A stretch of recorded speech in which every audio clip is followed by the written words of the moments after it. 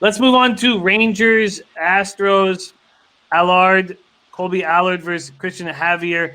I've already moved on the over 9. It's funny. All the other teams that had taken a break due to COVID came back firing. The Astros did not. I thought that Jordan Lyles was going to get touched. It turns out that Jordan Lyles has been tipping his pitches all year. They fixed that. He looked much better yesterday. I still thought I was going to get lucky and cash that over 5.5 because the game went to extras. But the Astros were just terrible in that 10th inning and allowed 2 runs to these Rangers, and I digress.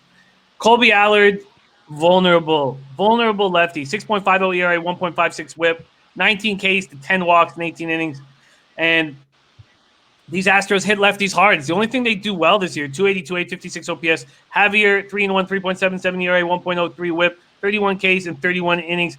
But he's allowed 7 home runs in those 31 innings, and he has not looked good lately. 6 earned runs, 10 hits, 4 walks over his last 9 1/3. Not look good, and Allard looks bad. He has started once against the Astros earlier in his career. I just think that both pitchers are vulnerable right now. This Astros team is rested. I could even understand a team total over for the Astros. It wasn't available at my book. Let me see if it is now. But I'm on the over 9. I got -110. It's moved to -120, which I guess makes me feel good. That's my look on this game. Nolly Knows. Rangers, Astros, take it away. Here you got Colby Allard, a 23-year-old, highly touted. They got him out of the Braves camp, a guy that they expected actually a lot out of, but hasn't been able to show that so far in the season. But he actually is coming off of his best start of the year when he actually took a no-hitter into the 6th inning against the A's before he gave up 2 runs. Like you said, he faced this Astros team last year, gave up 2 runs, and being that was a big outing for him, it's tough for me to see him replicate that against these Astros that are hitting lefties very, very hard.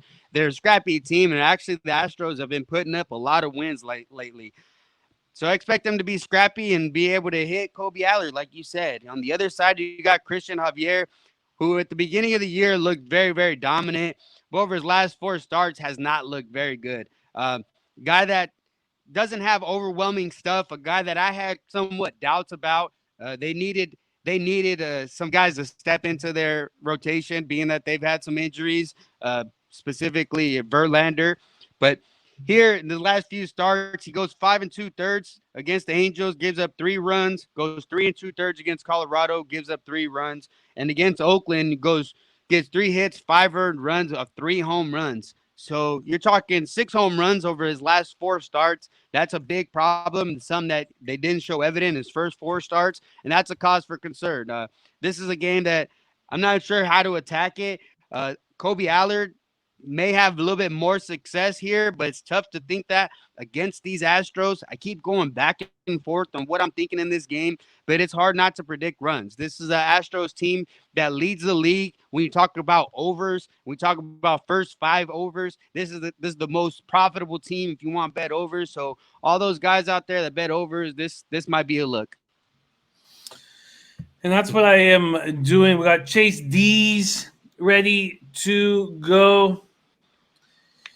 Tim Montana says, take you to a few poker games where I deal that to me. Man, that sounds good. JR rolling with us. Joe Yurkovich going to make a move on these Astros on the run line. The Czar saying, go against the Snakes for the rest of the season. Every game besides the Gallon starts. We're going to get into that game here shortly. And I'm on the over 9, -110. I made 2 bets, one in baseball, one in basketball before the show started. That's my one baseball bet that I've already locked in.